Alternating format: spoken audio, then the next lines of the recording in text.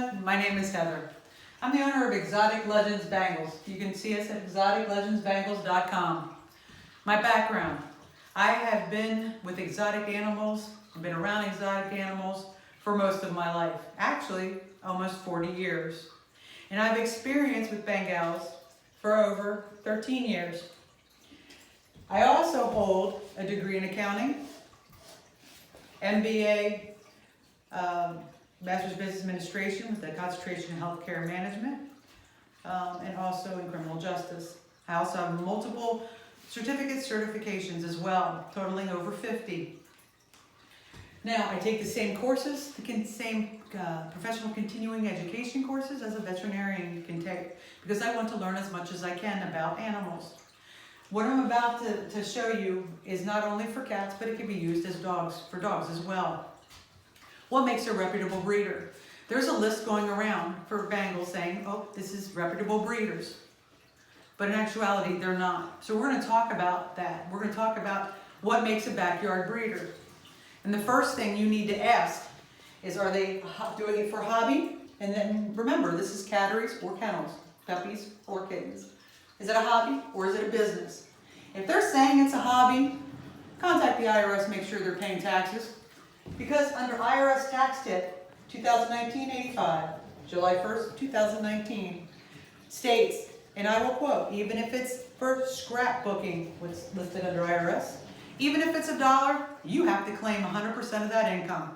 So if they're not claiming income, they're a backyard breeder. Don't promote that. So, double check. If they're a hobby, check with the IRS. If you don't want to call the IRS and find out, contact me. I'll check them out for you. Are they a business? If they're a business, ask them for the business license number. I am an LLC, so I do have an active business license. Testing. Testing is very important. Now, DNA for animals is quite new, hasn't been around for a while. So the things we're going to discuss now could actually change tomorrow. But as far as testing, the lab that I found that does the most testing out of all of them is Optimal Selection, or Wisdom Panel. Now with cats, they do 50 cat genetic disorders.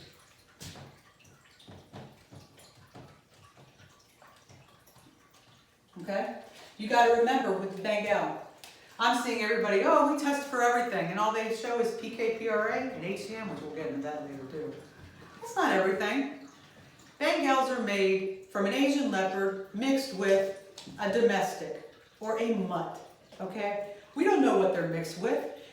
We obviously do know that if an Asian leopard was mixed with a Siamese, that creates what we call a sealed lynx point with the blue eyes. If an Asian leopard is mixed with a Burmese, then that creates what we call a Sepa. Okay? So since they're mixed with all these other breeds, it is imperative that we do as much genetic testing, cat genetic testing, as we can on the breeders before we even think about breeding them. So that's why Wisdom Panel, Optimal Selection is the best, because they do 50, okay? And yes, Bengals can get more than PK and PRA. So if somebody tells you they don't, they lie, and I can actually show you evidence of that. Also, if these Wisdom Panel ran on cats and puppies, we can actually, within a year, get rid of all genetic disorders. And I'll show you why. Go to this side. As everyone knows, 4 quarters equal 100%. So we're going to draw a plus sign, okay? So let's say you get the test back from Optimal Selection, and you've got a carrier for any disease. So we're going to say negative but a carrier, negative but a carrier. A lot of people would look at that and say, oh, well, if I breed those together, I'm going to have a carrier. That's not true, okay? And I'll show you why. If you have a negative but a carrier, negative but carrier, male, female, female, male, doesn't matter which side. You're going to put it in here, negative, carrier, negative, carrier. Now what you do is you go down, end to end, and C, and C, CC. So what does this show you? This shows you that if you take a non-carrier and a non-carrier, you breed them together, okay?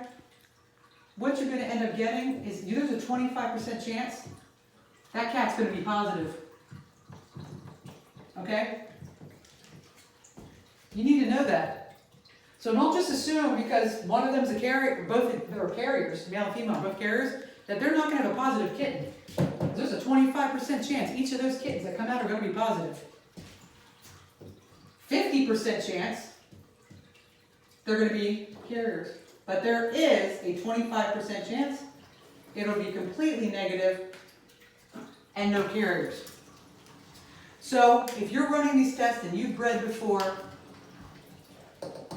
and you find out you've got carriers and you've been breeding them, you need to tell your clients, okay? You need to be upfront, tell your clients, give them a copy of the results. That way if something happens down the road, they know there's a chance that cat that they have could be positive. And they're going to want to test to make sure, right? Because wouldn't you want to make sure your hard-earned money, whether your cat's positive for something or not? And if you run these tests and find out you have carrier and you have bred, test each kitten in that litter, there's a 25% chance each kitten's going to be negative. You want to keep that negative cat, replace one of your other cats. If people would continue to do that, eventually there'd be negatives throughout your entire cattery or your kennel. It won't take long. So just keep in mind and remember, 2 carriers can in fact produce positive kittens, positive for those genetic conditions. So there is a possibility that whole litter could be everybody positive. Because remember, each kitten has a 25% chance they're going to be positive. Keep that in mind. Also with testing, you need to do feline AIDS and leukemia for cats. Okay? AIDS and leukemia. I'm seeing people say, Bengals don't get AIDS and leukemia. Yeah, they do. Don't believe that. That's a red flag. Walk away. Okay? Stay away from red flags. Right? If they're saying they're a hobby, get proof they're paying taxes. If they're not going to provide proof, contact the IRS and see if they're actually paying taxes. If they're not paying taxes, they're a backyard breeder. Don't promote them. Red flag. If they're not doing wisdom panel and they're not showing you the test results of all 50, red flag. Don't buy from them. Because you don't want to end up with a positive cat, right? Because I'm seeing breeders everywhere saying, I don't have to test my breeders. They're fine. Okay, they could be fine and just carriers and no symptoms, but there's a 25% shot that those kittens they produce are going to be positive. And who's going to suffer from that cat being positive? Not only that cat, but the people that spend their hard-earned money to buy that cat. So you want to see all 50 cat genetic disorders. Or if it's canines, I think it's 210 that they have for dogs. Feline AIDS and leukemia. It's another big one. You got to run that. Then you want to run PCR fecal. PCR fecal is not taking poop and dropping it off at a vet. That's a PCR, or that's a fecal float. Totally different. PCR fecal. They take a device, they stick it up the cat's hiney, and they're looking for the DNA, right? So you want to check and make sure there's PCR fecals and PCR upper respiratory. Okay? Now keep in mind whether it's a dog, a cat, a human, eventually in some point of your life you're going to run into parasites, you're going to run into viruses, right? But if you're reputable, you're going to want to know what is in your kitten or puppy, right? So that you can treat it properly, right? Because our goal, isn't our goal as breeders supposed to be to better the breed?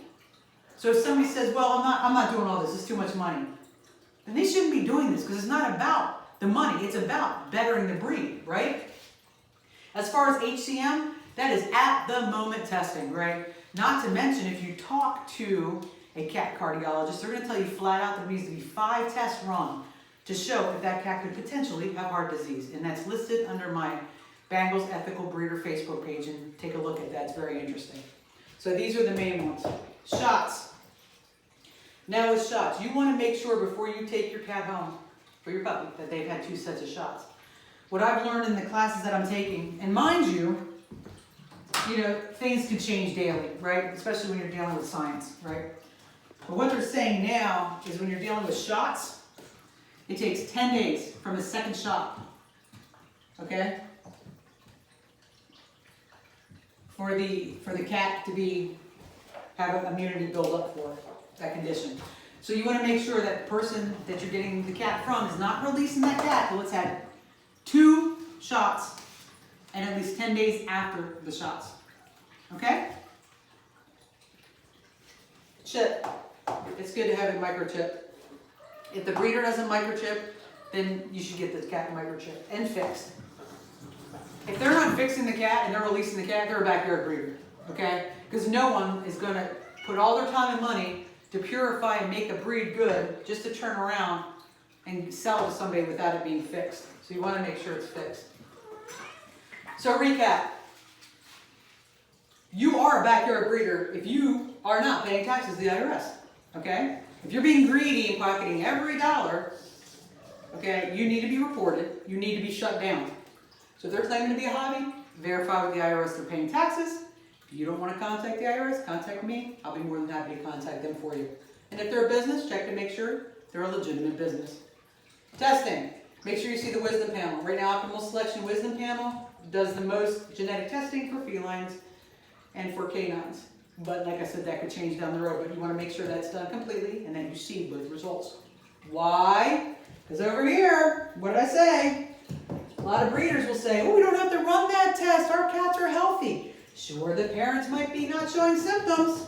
They could be carriers, and you'd want to know because you don't want a positive cat. Okay? So if you have any questions about the video, feel free to send me an email. It's exoticlegends@gmail.com. My website, exoticlegendsbengals.com. So please be careful. If you see a breeder saying, we test for everything, but all they're showing is PK, PRA, and HCM, that's 3. That's 3. If they're doing this property, that's over 70. I don't know about you, but I'm spending good money for cats. I want to see over 70. I don't want to see 3. That is definitely not good enough. Okay? So, you want to make sure that you see the test results and that they're all negative. Now, I've contacted breeders and I've had them say, 1, our cats are healthy. We don't have to test. Okay, that's a red flag. That's a no-brainer. Or they're going to say, Bengals don't get feline AIDS and leukemia. I don't know who mentored them, but that's not accurate either. So if you have any questions, feel free to contact me. And as new evidence comes out, we'll be sure to create a new video for everyone. Thank you and have a wonderful day.